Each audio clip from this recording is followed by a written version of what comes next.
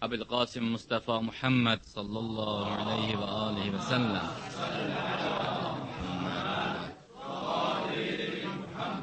Və alihi tayyibinə tahirinə l-ma'sumin. Əllezine əzhəbəlləhu anhumur rics və təhərəhum tathira. Və la'nətullahi alə ə'daihim əcma'in ilə yevmiddin. Rabbi şrəh li sadri və yessir li əmri və hlul uqdətən min lisani yefqahu qavli. اللهم كل وليك الحجة ابن الحسن صلواتك عليه وعلى آبائه في هذه الساعة وفي كل ساعة وليا وحافظا وقائدا وناصرا ودليلا وعينا حتى تسكنه أرضك تبعا وتمتعه فيها طويلا. İmam-ı Zaman Aleyhisselamın salamatlığı ve təcili zuhuru için salavat zikr eləyək. Allahümme salli ala Muhammed. Peyğəmbərlər, övliyalar, boynumuzda haqqı olanlar ki, onların da elə əsası Peyğəmbərlər, övliyalardır. Dünyanı islah eləyənlərdir, insanı islah eləyənlərdir. Şəhidlərimiz ki, əqidəmiz uğrunda, torpaqlarımız uğrunda canlarını qurban ediblər, dünyadan gediblər. Alimlərimiz öz qələmləri ilə, sinifləri ilə tərbiyətlər yetişdiriblər. Öz ölənlərimiz, boynumuzda haqqı olanlar, varisləri tərəfindən yad olunmayanlar, ya heç varisləri olmayanlar, dünyadan göçənlər. Bu günlərdə dünyaya gəlmiş Həzrəti Fatimə-i Məsumə əleyhissalam və bu günlərdə də dünyadan köçmüş İslam mərcəy təqlidlərindən biri Həzrət Ayətullah Rızmahaz Şeyx Səvad Təbrizinin ruhu ilə bircə Muhammed Ali Muhammedə salavat hədiyyə eləyək. Allahümme salli ala Muhammed. Mövzumuz Qur'an-ı Kərimin dili ilə tanış olmaq. Bu baxımdan yaranan problemləri araşdırmaq, həll eləmək idi. Keçən məclislərdə iki məsələni qeyd elədik. Biri bu idi ki, Allah Taala'nı görmək qeyri-mümkündür. Və Qur'an-ı Kərimdə görmək dedikdə başqa şey nəzərdə tutulur, onu açıqladıq. İkinci məclisdə Allah Taala'nın cism olmasını Qur'an ayələri ilə və əqli dəlillərlə inkar elədik. Bu mövzuları davam eləyə-eləyə çatmışıq ərş məsələsinə. Ki, bu günlərdə ölkəmizdə Qur'anı öz istəyi ilə məna eləmək istəyənlər tapılıb. Ki, Allah Taala'nın ərşdə olduğunu iddia edirlər və ərşin göydə olduğunu iddia edirlər. Güya Allah Taala oturub göydə, lazım olanda enir yerə, yenə qalxır. Belə-belə cəfəngiyat danışırlar. Onların cəmaatı çaşdırmaması üçün bu bəhsləri hazırlamışıq. Ki, həm onların sözlərini eşidənlər azmasınlar. Həm onlar özləri əgər ürəklərinə, ağıllarına müraciət edə bilirlərsə, bu sözləri eşidib ayılsınlar ki, biz nə danışırıq? Ərş nədir? Ümumiyyətlə, bu söz hardan yaranır? Əvvəla qeyd edək, ərş ərəb dilində taxt deməkdir. Görmüsünüz, oxumusunuz, filmlərdə görmüsünüz. Padişahlar üçün taxt düzəldirdilər. O taxtda otururdu padişah, hökm verirdi oradan. Hündür bir yer olurdu. Ona deyirlər ərş. Məsələn, Qur'an-ı Kərimdə Süleyman Peyğəmbər əleyhissalamın Bilqeysi ilə əhvalatında ki, Şana Pipik, Hudhud gəlir, xəbər verir Süleymana. Getdim, bir qövmə rast gəldim, millətə rast gəldim ki, günəşə pərəstiş edirdilər, sitayiş edirdilər. Günəşə sitayiş edirdilər və onların başçısı bir xanım idi və laha ərşun azim. Onun böyük bir taxtı vardı. Ki sonra Süleyman Peyğəmbər əleyhissalam buyurdu ki, kim gedib o taxtı gətirə bilər? Qalə ifritun minəl cin ənə atikə bih qablə ən təqumə min məqamik. Cinlərdən olan bir ifrit dedi ki, mən o taxtı sənin yanına gətirərəm, sən yerindən qalxmamış. Neçə kilometrlər o tərəfdə. Məsələn, biri şərqdə idi, biri qərbdə idi. Dedi, sən yerindən qalxmamış o taxtı gətirərəm bura. Amma Süleyman Peyğəmbər bundan qane olmadı. Görün, mənim elə qövmümün içində daha yüksək səviyyəli, texnikalı adamlar var ya yox. Qaləl-ləzi indəhu ilmun minəl kitab. Qalxdı bir nəfər kitabdan.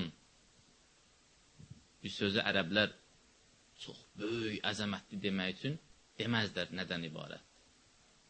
Bizdə də var. Deyirlər, məsələn,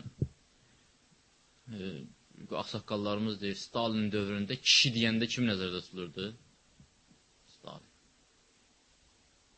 Kişi gəlib, kişi gedib. Kişi belə dedi. Da soruşmurdu hansı kişi, nə kişi. Kişi də oldu dünyada, kişi. Quran da buyurur ki, Qaləl-ləzi indəhu ilmun minəl kitab. O kitab ki var, o kitabdan elmi olan bir nəfər dedi ki, Ənə atikə bihi qablə ən yərtəddə iləkə tərfuq. Sənin gözün qırpılmamışdan öncə mən o taxtı gətirərəm. Quranın o lətaifindən də əhvalatı gözəl nəqlənəməsindəndir. Da demir nə oldu, nə olmadı, ardın belə davam edir. Elə ki, Süleyman gördü taxt yanındadır. Kişidir də göz qırpımında. Baxışın sənə qayıtmamışdan onu gətirirəm. Bir göz qırpımında daha soru-sual yoxdur ki. Doğrudan getirənsən, gətir. Da demir ki, nə olun olmadı. Süleyman Peyğəmbər elə gördü, taxt yanındadır, dedi, daha şükür. Burada bir haşirə çıxım, Qaləl-ləzi indəhu ilmun minəl kitab. Dedi o kəs ki, tarix deyir ki, Asəf ibn Bərxiyə idi o Süleyman Peyğəmbərin vəziri, həmin o taxt gətirən. O taxtı bir göz qırpımında, o böyük taxtı bir göz qırpımında gətirdi. Onun elmi bilirsiniz nə qədər idi? Kitab ki var Lövh-ü Məhfuzda, ondan bir dənə elmi var idi. Amma başqa ayədə, ki indi yeri deyil inşallah bir dəfə bəhs eləyərik. Allah Teala Həzrət Əli haqqında buyurur ki, ya Peyğəmbər, cəmaat sənə inanmasa, Allahın sənə şahidliyi və kitab elminə sahib olanın şahidliyi bəsdir. Ki, müfəssirlər Həzrəti Əliyə işarədir.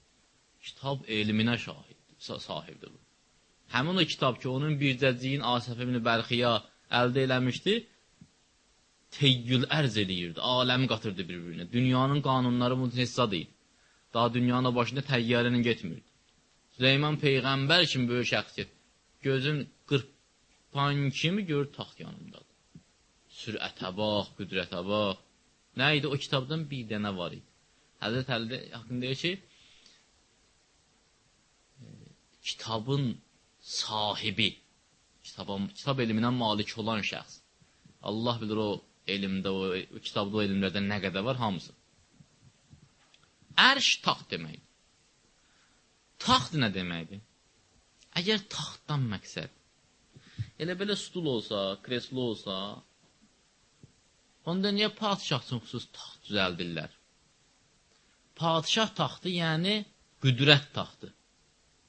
Məsələn, bizdə deyirlər də, filan kəsli taxtdan saldılar. Məsələn, deyirlər, filan kəsin o qədər yaşı var, Nadiri taxta görüb Şah Abbası qındaqda. Nadiri taxta, bəlkə Nadiri görməyib, amma Nadirin hakimiyyəti zamanında bu adam yaşayıb. Filan kəs taxtdan saldılar. Heç taxta da öldü. Həyatda gəzirdi, məsələn, vurdular, öldürdülər. Taxtdan saldı. Niyə taxtdan? Hakimiyyətdən söhbət edir, o qüdrətdən. Taxt qüdrət simvoludur. Əl-qərəz, hansı padişahın ki taxtı var, buna deyir ərəb, ərş, qüdrət hakimiyyət taxtı.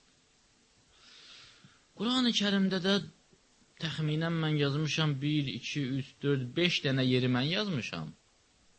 bəlkə başqa yerlərdə də var. 5 dənə yerdə bu ərş məsələsi, Allahın ərşi məsələsi bəyan olunur.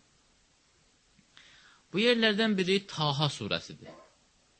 Buyurur ki, Əuzu billahi minəşşeytanirracim. Ər-Rahman aləl-arş istava. Rəhman Allah ərşin üzərində bərqərar oldu. Burada qoğa başlayır. Bu ərş nədir? Hardadır? Allah onun üzərində necə bərqərar olur? İndi bundan sonra diqqətlə yanaşın. Mən deyirəm, siz beyninizdə sistem qurub bunu həll edin.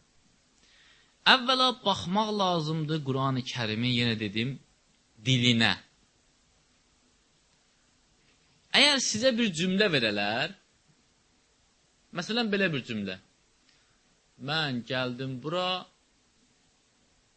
Əhməd getdi ora, Hüseyin qaldı, Həsən oturdu, Babək qaçdı, nə başa düşdünüz? Heç nə. Adam deyər ki, sənin bura gəlməyinlə, Əhmədin ora getməyinin, Hüseynin qalmağının, Babəkin qaçmağının bunların nə əlaqəsi oldu? Əlaqə yaratdı sözündə.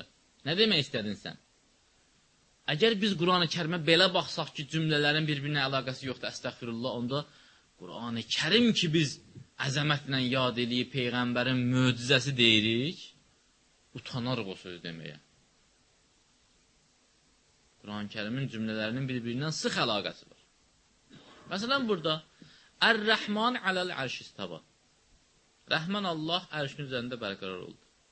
Əvvəla, niyə Allah demədi, Rəhman dedi? Niyə Rəhim demədi, Rəhman dedi? Niyə Rəuf demədi, Rəhman dedi? Allahın o qədər adı var. Niyə Rəhman? Baxaq görək, Rəhman adının xüsusiyyəti nədən ibarət? Rəhman, ərəb dilini oxuyanlar bilər, siğə-i mübaliğədir. Yəni, çox rəhm edən və hamıya rəhm edən. Bismillahirrahmanirrahim. Yəni, o Allah ki, dünyada hamıya rəhm eləyir, axirətdə yalnız möminlərə rəhm eləyir. Rəhman, yəni hamıya rəhm eləyən dünyada, rəhim, yəni axirətdə yalnız möminlərə rəhm eləyən. Deməli, rəhmanın dairəsi rəhimdən genişdir, böyükdir, əhatəlidir.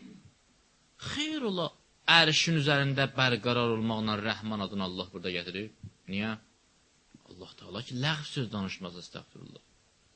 Məsələn, Allah bir ayət deyir ki, Ya eyyuhəl-ləzīnə amənu, la tuqəddimu beynə edəyillahi və rəsulih. Vəttəqullah innəllaha səmi'un alim. Ey iman gətirmişlər, Allahdan və onun Peyğəmbərindən qabağa keçməyin, Allahdan qorxun. Həqiqətən Allah eşidən və biləndir. Qardaş, ay Allah, sana qurbanım, mənim səndən qabağa keçməməyimin, sənin eşidən və bilən olmağınla nə əlaqəsi var? Allah buyurur ki, sən harda dildə məndən qabağa keçsən, mən eşidirəm. Harda bir əməl eləsən, məndən qabağa keçsən, ya Peyğəmbərindən qabağa keçsən, mən bilirəm. Demədi, innəllaha qafurur rəhim. Burada qafurur rəhim yeri yoxdur ki. Bağışlanmadan söhbət keliməsi ki, burada. Allahdan və onun Peyğəmbərindən qabağa keçməyin. Allahdan qorxun, Allah bağışlayandır. Yox, Allah eşidən və biləndir. Ayənin axırı əvvəli ilə rabitəli, əlaqəli olmalıdır.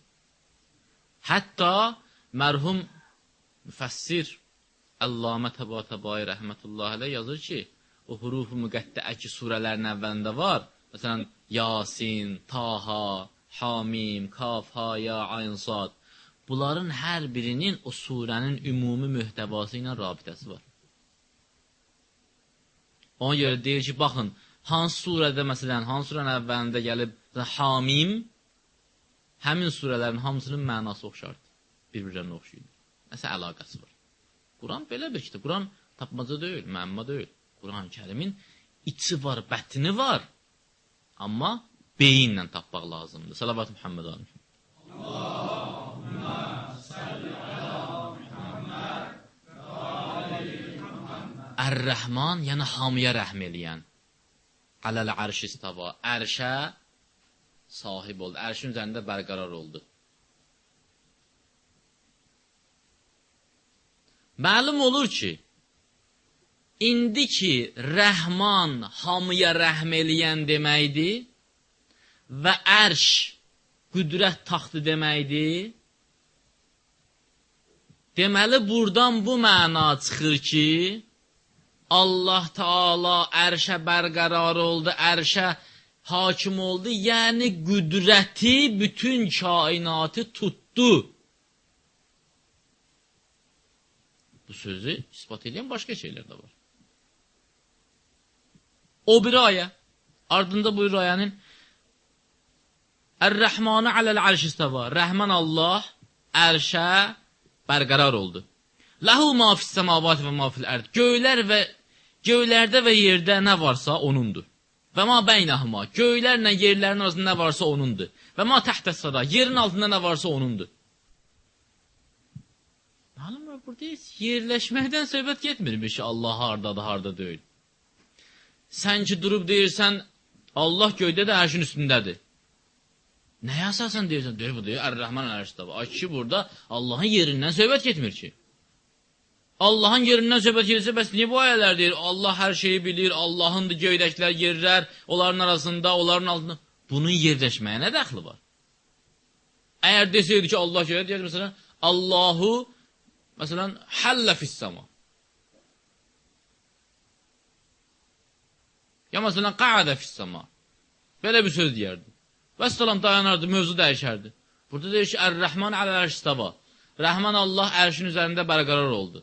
Sonra deyir ki, Rəhman Allahın mənası budur ki, o hamıya rəhm eləyəndir, hamını əhatə eləyir. Sonra deyir ki, Allahındır göylərdəki, yerlərdəki, onların arasındakı, yerin altındakı hər şey. Sonra deyir ki, və in təzhər bil qavli fə innəhu ya'lamu sirrə və əxva. Laf belə ürəyinizdə də danışsaz, laf heç danışmasınız da ürəyinizdən də keçsə Allah hamısını bilir, gizlinin də aşkarıdır.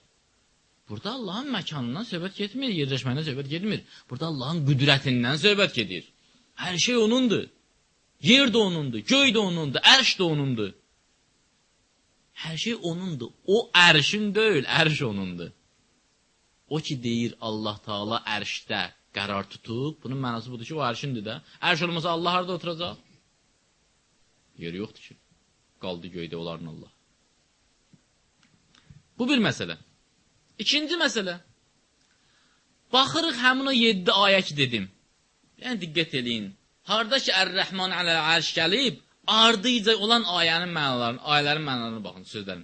Biri Taha, Ər-Rəhman aləl-ərş istəva. Rəhman Allah ərşin üzərində qərar tutdu. İkincisi Əraf 54. Sümməstəva aləl-ərş, sonra ərşin üzərində bərqərar oldu, yox şilləyilən nahar. Gündüzü gecə ilə gecəni gündüzdən örtür. Ərşin üzərində əgər söhbət məkandan gedirsə, bu yerləşməklə gedirsə, gecəni gündüzdən örtür, bunun nə mənası var bunun? Yunus surəsi 3-cü ayə. Sümməstəva aləl-ərş, sonra ərşin üzərində bərqərar oldu. Yudabbirul əmr, işləri idarə edir.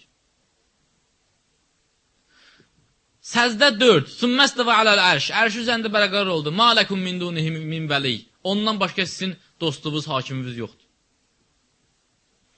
Hədid 4. Sümməstəva aləl-ərş, sonra ərşin üzərində bərqərar oldu. Ya'ləmu ma yələcü fil ərz, yerə nə girirsə onu bilir. Heç birində söhbət Allahın məkanından getmir, yerləşməyindən getmir. Harada qərar tutmağından getmir. Söhbət Allahın qüdrətindən, hər şeyi bilməsindən, idarəçiliyindən, bunlardan gedir. Və bizə, əlhamdülillah, Əhl-i Beyt hədisləri bizə başa salır ki, siz ki, baxırsınız bu ayələrə deyirsiniz, madam Allah ərşin üstündədir, onda cisim olar Allah. Nədə oturub ərşin üstündə? Qorxmayın, siz deyən kimi deyil, biz sizə izah eləyəcəyik necədir? Əhl-i Beyt bunları izah eləyiblər. Yavaş-yavaş gələcək inşallah. Yaxşı, nədir bu Ər-Rəhman aləl-ərş istəvanın mənası? Ər-Rəhman aləl-ərş istəva, mərhum Əllamə Təvayı izah eləyir. Buyurur ki, əvvəla, biz ki bildik taxt, ərş taxt deməkdir. Bildik ki, qüdrət taxtına deyirlər ərş. Bu məlum. Bir dənə müşkilimiz yaranır. Nədir o müşkil? Müşkil bundan ibarətdir. Axı biz neçə vaxt söhbət eləyirik, ağlımız da bunu təsdiqləyir, Quran ayələrdə bunu təsdiqləyir ki, Allah Taala cisim deyil, maddə deyil. Necə oturub ərşdə taxtda? Allah'ın buyurur ki, məna budur ki, sən ki adi padişaha deyirsən taxtda oturdu Və bu sözünlə həm onun qüdrətini isbat edirsən, həm taxta oturmağın, Allah Teala da belə deyil. Qüdrəti isbat edirsən, taxta oturmaq gedir, sıradan çıxır. Niyə? Mən istəmirəm çıxsın. İstəmə. Allah cisim deyil. Allahın oturmağa ehtiyacı yoxdur. Laf gələn bir dənə sirr açım sizə, ki, hamınız bilirsiniz. Mütləq varlıq bilirsiniz nə deməkdir? Allah mütləq varlıqdır. Yəni, Allahın olmadığı yeri yoxdur. Keçən dəstə dedik ya, keçən məclisdə. Olmadığı yeri yoxdur. Hansı taxta oturur bu? İndi Sərdur denən ki, bəli, dünyanın ən mötəbər hədis kitabında deyilib ki, Allah elə ki, o taxtın üstündə oturur, taxt başlayır kəcavə kimi cırcır eləməyə. Allahın ağırlığından. Var, belə hədis var. Necə? Gizəsin soruşma, amanın günü soruşma. Elədir. Yox, bizim İslam dinində boş-boşuna elədi sözü yoxdur. Mən ağlımı orada saxlayacam ki, ağıl getməsin. Ağıl gedir axı, necə yəni? Madam ki, Allah Teala cisim olmayan bir varlıq ola bilər, necə ki, çoxlu cisim olmayan varlıqlar var. Mən niyə zorla Allah cisim kimi qəbul eləməliyəm? Xoşum gəlir ona görə, öyrəşmişəm cisim ona görə. Mənim öyrəşməyim həqiqətləri dəyişmir. Allama buyurur, Ər-Rəhmanə aləl-ərş istəva, Rəhman Allah ərşə hakim oldu, ərşin üzərində qərarlaşdığının mənası budur. Hakimiyyəti, onun hakimiyyəti, aləm üzərində zahir oldu. Yəni Allah kainatı yaratdı, onu idarə edən, onun işlərini islah edən, onun tədbirini tökən kimdir? Allah Teala. Bir hissəsinin ya hamısının? Hamısının. Yəni Allahın hakimiyyəti aləm üzərində zahir oldu. Ər-Rəhman aləl-ərş-istavanın mənası budur. Əşyaya malikliyi, işlər üzərində tədbiri və idarəçiliyi və işləri islah etməsi üzə çıxdı. Yəni məlum oldu ki, kainat yaranıb, bu kainatın Allahı, tədbir tökəni, idarə edəni, hakim mütləqi kimdir? Allahdır. Ər-Rəhmanə aləl-ərş-istava. Yəni, lor dildə desə bilirsiniz nədir? Allah çıxdı taxta. İndi tutalım, mən padişaha, mənim üçün taxt düzəltməyiblər. Gəldim, oturdum döşəkçə üstündə. İndi mənə deməyəcəklər, mən taxta çıxdım. Bütün hakimiyyət mənim əlimdə. Taxta çıxdı da. Yaxşı. Nə vaxt Allah Teala bütün kainata hakim olar? O vaxt ki, onun mütləq hakimiyyəti o vaxt bilinər ki, o hər şeyə malik olsun. Və hər şeyi bilsin. Odur ki, Ardizə buyurur, Ləhu mafis səmavat və mafilər. Göylərdə və yerdə nə var, onundur. Onların arasında nə var, onundur. Yerin altında nə var, onundur. Elə bu ayə ki, sonra deyir, nə var, onundur. Məlum olur ki, taxta çıxmaqdan məqsəd nə imiş? Məlum olur, taxta çıxmaqdan məqsəd nə imiş? Hər şeyi eşidir, gizliyində aşkardır, hətta danışmadığı da eşidir. Mən buradan elə eşidirəm, sən əli tutub ağzı danışsan, onu eşidirəm. Allah da heç danışmadığı da eşidir. Rəhmanın da mənasını dedi, yəni hamıya və geniş surətdə rəhm edən. Bu ad mütləq hakimiyyətə uyğun addır, Allahın adları. Allah ki, bu adı seçib, bütün adların içində ən geniş adlardan biridir. İndi başqa bir məsələ. Gəlin əqlə müraciət eləyək. Görək, indiki ayədən biz çıxartdıq ki, doğrudan Allah Teala'nın taxta çıxmasının mənası Allahın taxt üzərində oturması deyil. Ümumiyyətlə taxt söhbəti yoxdur. Məqsəd mənəvi mənada taxtdan söhbət gedir. Hakimiyyət taxtından söhbət gedir. Allahlıq taxtından söhbət gedir. Görə əqlimiz nə deyir bu barədə? Deyərəm bir şərtlə ki, bir salavat mərhəmət eləyəsiniz.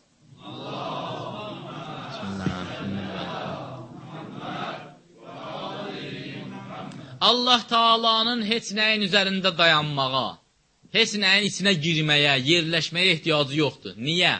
Bir, əgər belə olsa Allah cism olmalıdır. Cismin məkanı olar.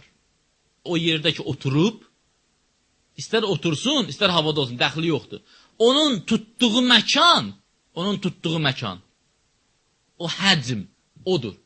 O məhdudiyyət, Onun o yeridir.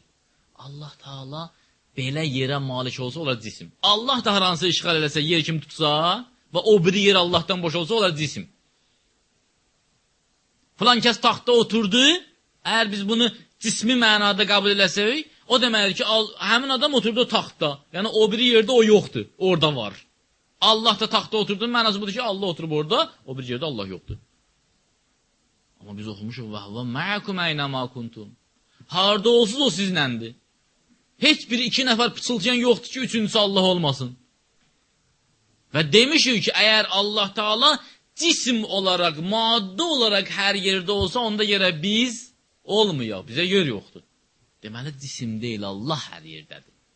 Əgər desək ki, hər yerdədir, bölünüb də, məsələn, 5 orada, 5 burada, elə Allah olmaz, o təfəngöt oldu. Deməli, niyə Allahın məkana ehtiyacı yoxdur? Çünki belə olsa cism olmalıdır. Cismin məkana ehtiyacı var. İkincisi, əgər Allahın dayanmağa ya bir yerdə qərar tutmağa ehtiyacı olsa, onun yerləşdiyi yer ondan qabaq mövcud olmalıdır. Buna bir diqqət eləsiniz, bütün problemlər, həll olar da o birlərə ehtiyac olmaz. Mən, əl-əyazı billah, təsəvvür edin ki, Allaham. Qərar tutmuşam taxtımda. O taxtı kim yaradıb? Mən yaratmışım. Bəs ondan qabaq haradaydım? Ondan qabaq haradaydım? O maşanı kim yaratmışdı? Ondan qabaq haradaydım?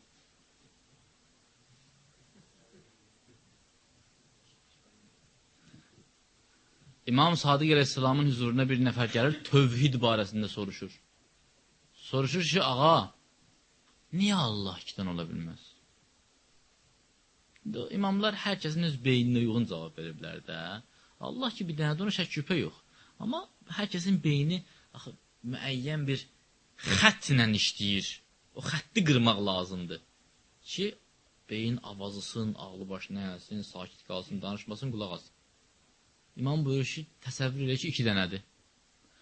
Diqqət edin, o 2 dənə təsəvvür etdiyimiz Tanrının arasındakı interval var, fasilə. O haradan gəlir? O da 3-cüsü oldu da. Deməli 3 dənədir. O da qədimdir axı. O da fasilə salıbsa, deməli o da bacarığı var, fasilə salıbsa ikisinin arasında. 3 dənə oldu. Bu 3 dənənin hər birinin arasındakı fasiləni kim yaratdı? Haradaydı o? Oldu neçə dənə? 5 dənə. O 5 dənənin arasındakı fasilə. Getdi, ilah maşallah. Bu da absurddur. Burada da həmçinin deyir ki, Allah ərşi yaratmamışdan qabaq qalın bir buludun içindeydi. Hədisdir. O buludu kim yaratmışdı? Diqqət ediniz də bu sözün batilliyi. Desək ki, Allahın məkanı var. Bu şirkə gedib çıxır, 2 Allahlığa gedib çıxır. Bir Allah, bir də onun yeri. 2 dənə qədim varlıq varmış, belə çıxır. Biri Tanrıymış, bir də onun yeri. Salavat Muhammed Ali Muhammed. Allahümmə salli alə Muhammed. Üçüncüsü qayıdaq Qurana. Əgər doğrudan biz desək ki, Allahın məkanı var, Quran ayələrinə ziddir. Hansı ayyə? Birincisi Hədid surəsi 4-cü ayyə. Harada olursa olun, Allah sizinləndir. Bu yalan söhbətdir ki, oradadır. Harada olsaq Allah bizləndir. İkincisi Mücadilə ayəsi 7-ci ayyə. Üçüncüsü Şura 11-ə. O gün demişəm bu söhbətləri ki, 10 kimisi yoxdur. Allah münəzzəhdir hər şeydən. Elə bir 3 nəfər yoxdur ki, 4-cüsü Allah olmasın və s. 4-cü Muhammed sallallahu aleyhi və aleyhi surəsi 38-ci ayə. Sallallahu aleyhi Muhammed və aleyhi Muhammed. Ki, buyurur, Allah qənidir, zəngindir, onun ehtiyacı yoxdur yerləşməyə filana. 5-ci Saffat surəsi 159-cu ayə. Ki, adamın ağzının üstündən yumruq vurur bu ayə. O adamlar ki, ağzının danışığını bilmir Allah Taala haqqında nə istəyirlər, deyirlər. Buyurur ki, Subhanallah amma yasifun. Onlar nə vəsf edirlərsə Allah ondan ucadır, pakdır. Yalan deyirlər onlar. Subhanallah, Allah pakdır və ucadır, amma yasifun. Onların vəsf etdiklərindən. Sən nə vəsf edirsən Allah oturub orada? Yalan deyirsən. Allah buyurur ki, yalan deyirsən. Nəhayət, Bəqərə surəsi, ayət-əl-kürsi. Sən ki burada deyirsən Allah ərşin üzərində oturub, doğrudan oturubsa, vasi'a kursiyyuhus semavati vel ard. Onun kürsüsü de kreslo. Onun kreslosu hər şeyi əhatə eləyib. Hanı? Burada yoxdur. Deməli sən deməksən ki, taxtı elə belə taxtdır, amma belə taxt deyil, hə? Belə çıxır da, taxtdır, belə taxt, amma belə taxt deyil. Yox, bizdə belə din yox, tapbaca yoxdur. Bizdə din var, mübin. Quran buyurur ki, tibyanən likulli şeyəm mən. Mən hər şeyi bəyan eləyənəm. Sual çıxır ortalığa. Bir nəfər deyə bilər ki, sən elə bir misal göstərə bilərsənmi ki, doğrudan da biz insanlar arasında elə bir diqqət edin, elə bir məna, məfhum olsun ki, bir vaxt, bir yerdə bir cür görsənsin onun nümunəsi, başqa yerdə başqa cür. Niyə bu sual yaranır? Çünki biz deyirik ki, Allah Taala'nın taxtı var. Taxt elə qüdrət taxtına deyilir. Deyirik ki, insanlardakı taxt, maddi taxtdır. Allah'dakı taxt isə qüdrətli vəssalam. Sual çıxır ki, belə bir başqa misal vura bilərsən ki, doğrudan biz görək ki, bir məna, bir nümunədə də olsun, başqa nümunədə də olsun, başqa formada.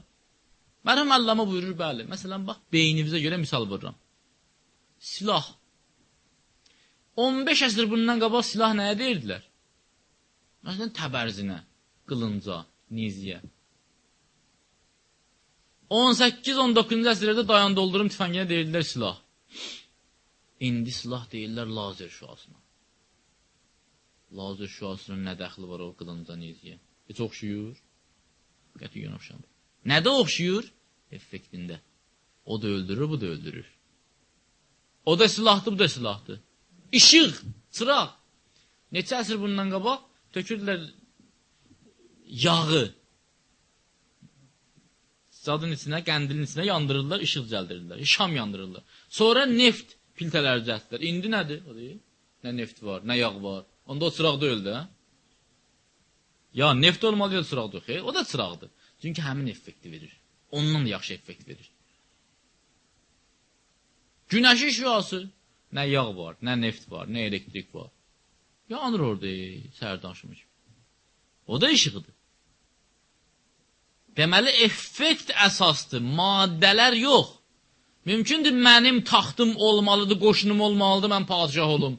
Allah Teala deyirsə, elə belə padişah. Nə taxtı var, nə bir şey.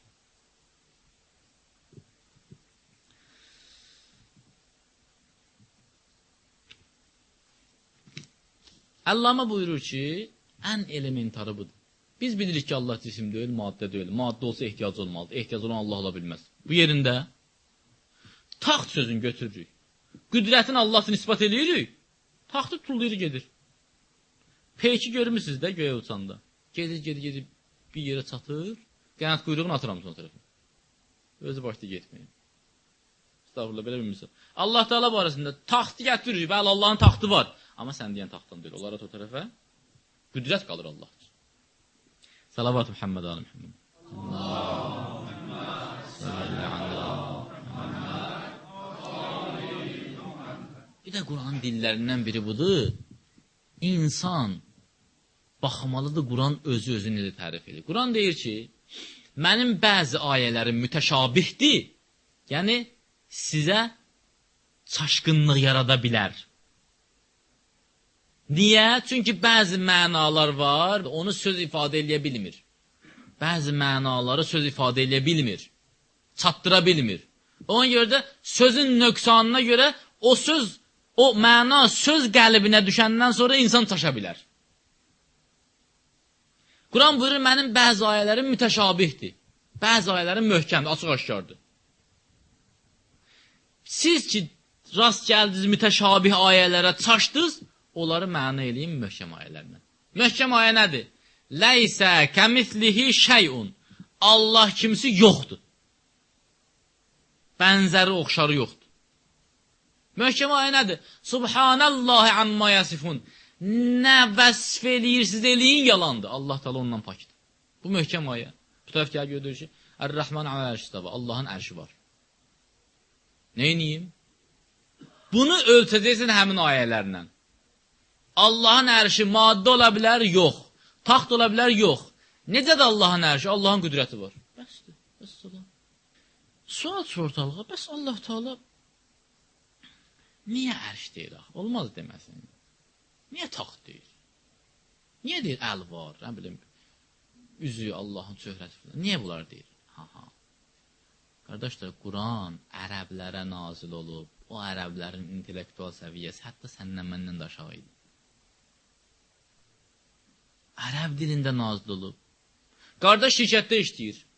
Görsən sürətlə gedir bir yerə. Hara gedirsən? Yuxarıdan əmr olunub. Bəlkə də o müdür oturub laf aşağı mərtəbədə. Haradan əmr olunub? Yuxarıdan. Aşağıdan nə əmr olunub da? Yuxarıdan. Söhbət onun rütbəsindən, qüdrətindən gedir, onun yeri harada olur olsun da. Filan kəsin əli uzun, əlim aşağıdır qardaş, biraz pul verə bilərsən mənə. Əgər sənin əlin aşağıdır, qaldıram əli yuxarı. Pulla alın deyən pulla. Bunlar məcazi sözlərdir, hamı işlədir bunu. Elə bir dil tanıyırsınız ki, məcazi sözlər işlətməsin. İki nəfər birbirine söhbət eləyir. Birinin boyu laf balacadır. Yekə oğlansan, sən niyə belə edirsən? Hara yekə oğlandı o? Yəni, kamil adamsan, niyə bu hərəkət edirsən?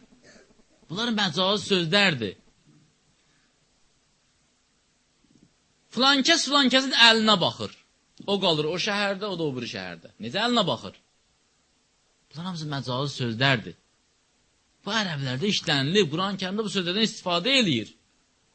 Quran deyir ki, məsələn, qiyamət günü elə dəhşətli gündür ki, əllər, ayaqlar çırmanacaq. Yəni, iş başlayır, hesab başlayır, qırğın başlayır. Deyirlər ki, Allah qiyamət günü ayağını çırmalayacaq göstərəcək. Əki, nə ayaq, nə çırmalanmaq. Ərəbdə adətdir. Deyəndə ki, müharibə qızış deyirlər ki, aha, qolu çırmalandı. Siz demirsiniz? Ya Allah, bismillah, çırmayın qollarınızı. Bəlkə mən qollarımı çırmalamayacağım işləyəcəm. Olmaz, olar. Məqsədim budur yəni, iş başlayır da.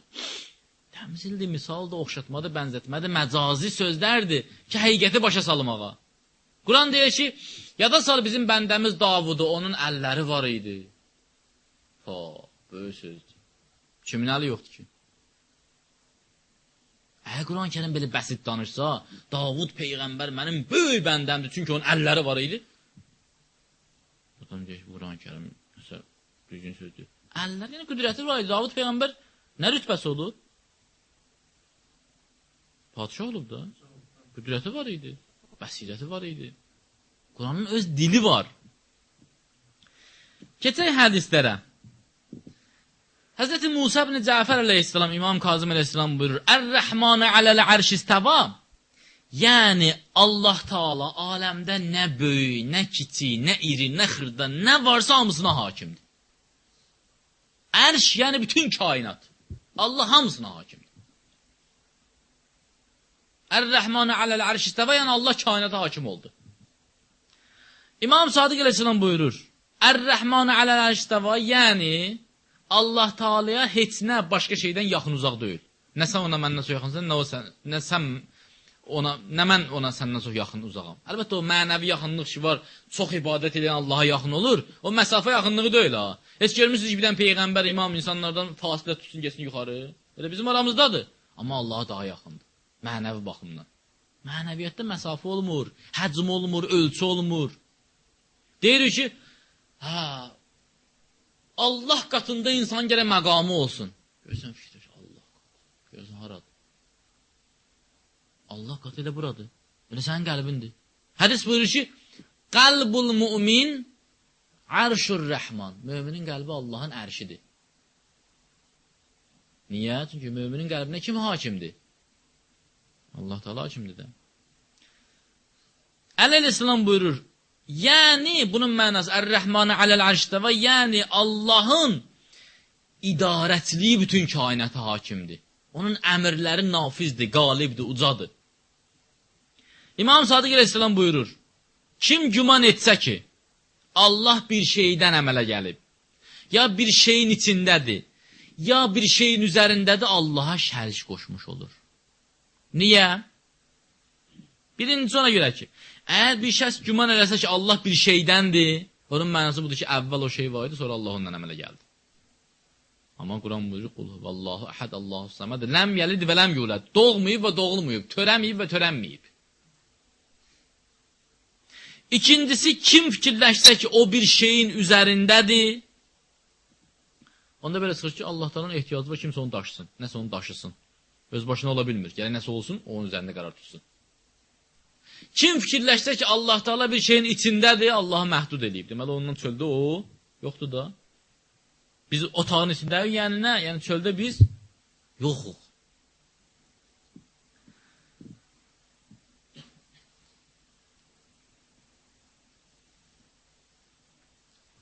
Ümumiyyətlə, bütün bunları kənara qoyandan sonra xülasəsi budur ki, birincisi, Ər-Rəhmanə aləl-ərş istavanın mənası budur ki, Allah Taala ərşə hakimdir. İndi laf belə ərşin mənası nə olur olsun, kainat olsun, taxt olsun, nə olsun, Allah ərşə hakimdir. O deməkdir, ərşin üzərində oturub ya qalıb. Çünki Allahın ehtiyacı yoxdur oturub durmağa. Allah üçün yaxınlıq, uzaqlıq səhəti yoxdur. Allah Taala'nın ehtiyacı yoxdur, nəsə onu daşısın, nəyinsə içində olsun. Allah Taala mütləq varlıqdır. Bir dənə düz xət fikirləş, sonsuz düz xət. Görün, fikirləşə bilirsən. Fikirləş ki, bir dənə düz xətdir, axırı yoxdur. Əvvəldə yoxdur. Təsəvvür eləmək olar onu. Allah Taala mütləq varlıqdır. Yəni, varlıqdır və s. Necə onu ağlı və ətir təsəvvür edəcəksən? Mümkün deyil ki. İkincisi, bizim bu beynimiz öyrəşib hər şeyə maddi açıqı ilə baxmağa. Hər şeyi maddiləşdirmək istəyirik. Hər şey istəyir getiriyor, səviyyəmizə başa döyək. Qardaş, qalx yuxarı başa düşdə. Gərək ki, mən hər şey səni boyda olsa sən başa düşəsən. Biraz böyüksən, gel onun yanına başa düş. İndi böyük deyəndə, estağfurullah, belə yox ha, yəni mənəvi baxımdan böyümək. Bayaq dediyim kimi, yuxarıdan əmr gəlib mənasında böyümək. Yuxarıdan əmr gəlib mənasında böyümək. Ümumiyyətlə, Allah Taala'nın göydə olmasını iddia eləyənlərə isə bir dənə cavab var. Göy haradır? Dünya fırlanmır. İndi Allah hansı tərəfdədir? 24 saatda biz fırlanırıq. Nə bilirsən, bəlkə üzvü aşağı tutmuşsan göyə tutanda. Bəlkə başlayıq biz bu saat. İlahi, kömək elə. Əli var tutmuşsan. Bəlkə belə eləmirsən. Fırlanır da insan. Daha mən neyiniyim? Mən ucalıq deyəndə belə başa düşürəm. Ona görə əlimi qaldırıram. Allahın əmri ucadır. Allahın idarəçiliyi, hakimiyyəti ucadır. Yoxsa göy mənası yoxdur ki.